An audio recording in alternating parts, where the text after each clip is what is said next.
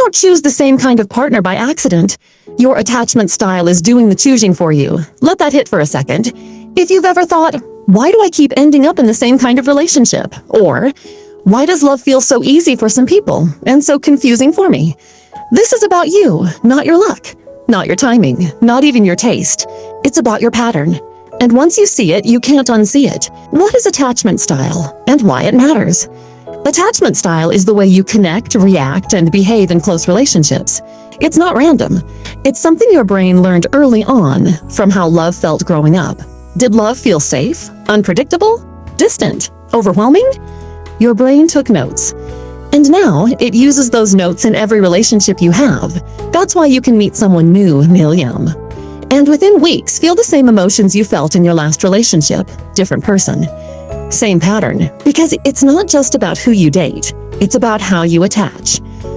There are 4 main attachment styles. And chances are, one of these is going to feel very familiar. 1. Secure attachment. Let's start with what healthy looks like. A secure person feels comfortable with closeness and with independence. They don't panic when things feel uncertain. They don't disappear when things get emotional. They stay steady. They can say how they feel. They can hear feedback without shutting down. They don't play games. What it looks like in real life, they text you back consistently. Not obsessively, not avoidantly, just normally. If something is off, they bring it up calmly. I felt weird about that earlier. Can we talk? They don't assume the worst. They don't overanalyze every message. Another example, they don't need constant reassurance, but they also give it freely. And when conflict happens, they don't run or explode. They work through it. What triggers them? Even secure people have triggers. They might feel uneasy with dishonesty, emotional inconsistency, being ignored for long periods.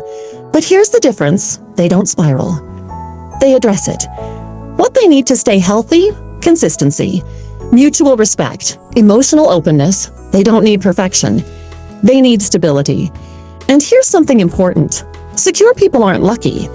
They either learned this or they built it, which means it's possible for you too. 2. Anxious attachment. This one hits a lot of people.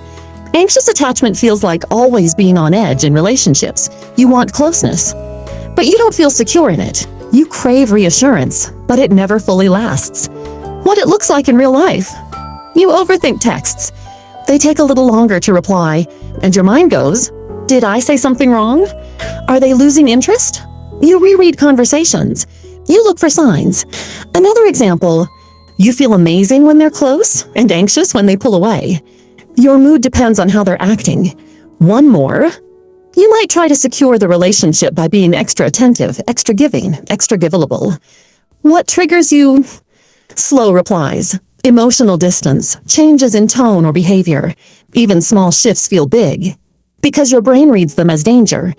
Emotional insight. Your system is trying to protect you from abandonment, but it does it by staying hyper alert, which means you're always scanning for something to go wrong. What you need to heal, reassurance, but also self-trust. You need to learn that not every shift means rejection. You also need consistency from a partner. Because anxious plus inconsistent equal sign emotional chaos. And here's the hard truth. Anxious people often get attracted to avoidant partners because the push-pull feels like chemistry, but it's actually a loop. 3. Avoidant attachment. Avoidant attachment is the opposite on the surface.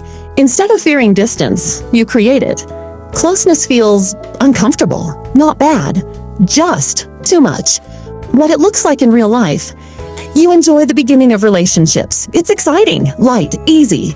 But when things get deeper, you pull back. You might think, I just need space. This is moving too fast. Another example, you struggle to talk about feelings. Not because you don't have them, but because it feels exposing. One more, when your partner needs more closeness, you feel pressure. And instead of leaning in, you withdraw. What triggers you? Emotional intensity. Dependency, feeling needed, too much. It can feel like you're losing yourself. Emotional insight. Avoidant attachment isn't about not caring. It's about protecting yourself from vulnerability. At some point, closeness felt unsafe, so your brain learned to keep distance. What you need to heal, space, but also safe connection. You don't need to force closeness overnight. You need to build it gradually. And most importantly, you need to realize that vulnerability isn't weakness. It's connection. If you're starting to recognize yourself in one of these, pause for a second, that awareness, that's powerful. And if you want more videos that help you understand your patterns, hit subscribe. Because once you see this stuff clearly, your choices start changing. 4. Fearful-avoidant attachment. This one is the most confusing because it's both. You want closeness and you fear it. You move toward people and then pull away. It's a push-pull inside of you. What it looks like in real life, you fall for someone quickly. It feels intense, real, deep. But then something shifts. You start doubting, overthinking, pulling back. Another example, you want reassurance, but when you get it, it doesn't fully calm you. So you question it. One more, you might leave relationships suddenly or stay in ones that feel unstable because both closeness and distance feel uncomfortable. What triggers you? Getting too close emotionally, feeling uncertain about the relationship, fear of being hurt or rejected. It's like you're always bracing for something to go wrong.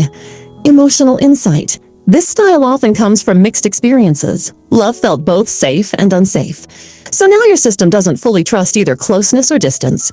What you need to heal, safety, consistency, patience, and most importantly, self-understanding. Because without awareness, this pattern feels random. But it's not. It's predictable. And once you see it, you can start to change it. Because once you see the stuff clearly, your choices start changing. How your attachment style affects your relationships. Your attachment style doesn't just affect how you feel. It affects who you choose, how you communicate, how you handle conflict, how long you stay.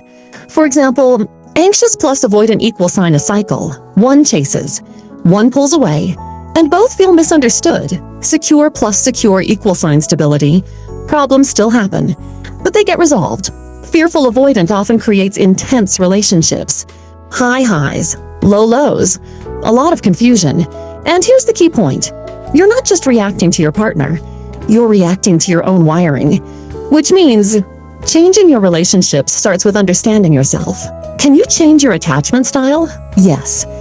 But not by forcing yourself to act different overnight. You change it by building new experiences. Let's make this practical. Step 1. Notice your pattern in real time, not later. Not in hindsight, in the moment. When you feel triggered, pause. Ask, what am I feeling right now? Is it fear? Anxiety? Pressure? Labeling it helps you step out of autopilot. Step 2, don't let your first reaction lead. Your first reaction is usually your old pattern, anxious, over-texting. Avoidant, pulling away. Fearful, mixed signals. Instead, pause. Give yourself space before reacting. That pause changes everything. Step 3, choose relationships that feel different. This is big. Healthy relationships might feel unfamiliar, maybe even boring at first, because there's no chaos. But that's the point. Don't confuse calm with lack of chemistry. Sometimes calm is what you actually need. Step 4, build safety with yourself. At the core of all of this, it's not just about trusting others. It's about trusting yourself, trusting that you'll be okay if something ends. You can handle discomfort. You can choose better next time. That self-trust is what shifts your attachment style over time. Conclusion. This isn't about labeling yourself. It's about understanding your pattern. Because once you see it, you stop blaming yourself. You stop chasing confusion. You stop calling chaos love. And you start choosing differently. More clarity. More intention. More self-respect. You don't need to become a different person.